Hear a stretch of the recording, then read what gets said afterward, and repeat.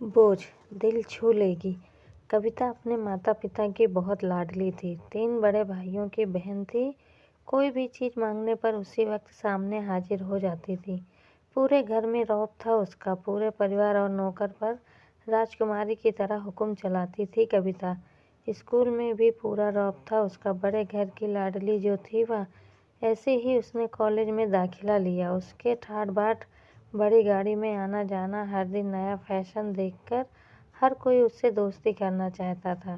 थोड़े ही दिनों में उसके बहुत से दोस्त बन गए थे।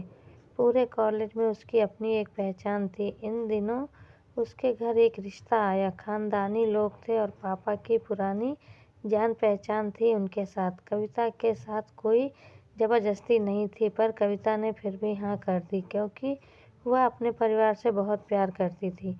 वह जानती थी कि वह लोग उसका अच्छा ही सोचेंगे। लड़के का नाम राज था। राज काफ़ी पढ़ा लिखा और समझदार लड़का था। ससुराल वाले भी बहुत अच्छे थे। ससुराल वालों में कविता की जगह वैसे ही थी जैसे कि मायके में। कोई भी कार्य कविता की सलाह के बिना नहीं होता था। सबकी लाडली बहू बन गई थी वह। फिर उसके घर एक बेटे का जन्म हुआ, राहुल।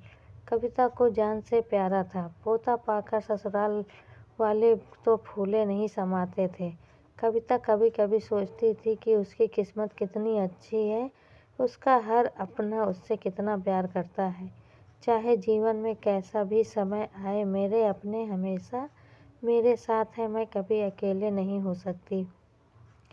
कितनी खुशकिस्मत हूँ मैं। पर शायद कविता की खुशियों को उसकी अपनी ही नज़र लग गई थी। एक दिन वह मायके जाने की जिद कर बैठी। राज को बहुत काम था, लेकिन वह फिर भी उसे ले गया। रास्ते में उनकी गाड़ी अन्य गाड़ी से टकराई। कविता, राज और राहुल बहुत बुरी तरह से जख्मी हो गए। काफ़ी दिनों के इलाज के बाद राज और राहुल तो ठीक हो गए, लेकिन कविता पूरी तरह ठीक न हो सकी। सर पर चोट लगने के कारण वह अपनी आंखों की रोशनी खो बैठी। अब कविता की किस्मत जैसे उल्टे पांव चलने लगी। मायके वाले कुछ दिनों तक तो उसे मिलने आते रहे, फिर कभी कभार फ़ोन ही करके हाल चाल पूछ लेते कि अब कैसे हो। धीरे धीरे ये सिलसिला भी कम हो गया। ससुराल वालों की सहानुभूति भी कम होने लगी। घर में किसी को पास बैठने के लिए कहती तो जवाब मिलता, बहुत काम है, अब तुम भी हाथ नहीं बटा सकती। राज भी चिड़चिड़ा हो गया था।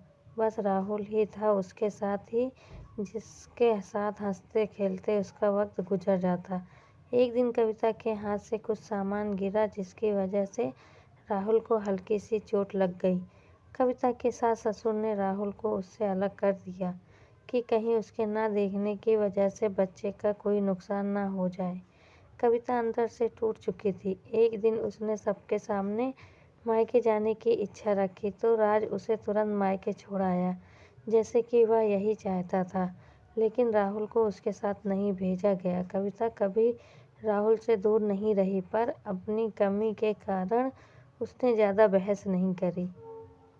कविता को लगा कि वह 3-4 दिन वहाँ रहेगी तो थोड़ा हवा पानी बदल जाएगा, क्योंकि वह कितने दिनों से कहीं भी बाहर नहीं गई थी। घर वाले भी इतने दिनों बाद उसे देखकर कितने खुश होंगे। कविता के घर पहुँचने पर सब लोग खुश हुए। खाने में सब कुछ कविता की पसंद का ही बना था। उसने अपने मम्मी पापा और भाई भाभीयों से दिल खोलकर बातें की। उनके छोटे छोटे बच्चे भी बुआ के साथ घुल मिल गए थे। रात को वो सोने के वक्त जब वह कपड़े बदलने लगी तो उसे पता चला कि उसका बैग तो बहुत भरा हुआ था। वह सब समझ गई। वह बहुत उदास हो गई। कुछ दिनों तक तो सब ठीक रहा, फिर उसे सब बदलने लगा।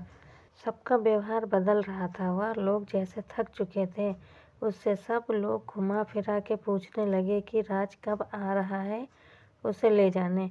वह बहाना बना देती, जबकि वह जानती थी कि उस घर में अब उसके लिए कोई जगह नहीं है। कविता के चलते वक्त कुछ न कुछ नुकसान हो जाता। थोड़ी बहुत टोका टाकी उसे सुनाई देती, वह टाल देती।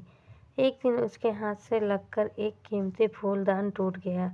छोटी भाभी ने बहुत हंगामा मचाया। कविता के माता पिता रोज रोज के झमेले से तंग आ गए थे। उन्होंने राज को खुद से फ़ोन कर दिया। राज को कविता अपने घर ले गया। कविता को अपने परिवार वालों से ये उम्मीद न थी। जिस घर में कविता के कहे बिना एक पत्ता भी नहीं हिलता था, उस घर के लिए वह अब बोझ बन चुकी थी। राज के साथ ससुराल आते वक्त वह बहुत खुश थी, क्योंकि वह अपने घर जा रही थी, अपने जिगर के टुकड़े राहुल के पास। परंतु यह खुशी भी कुछ पल की ही थी।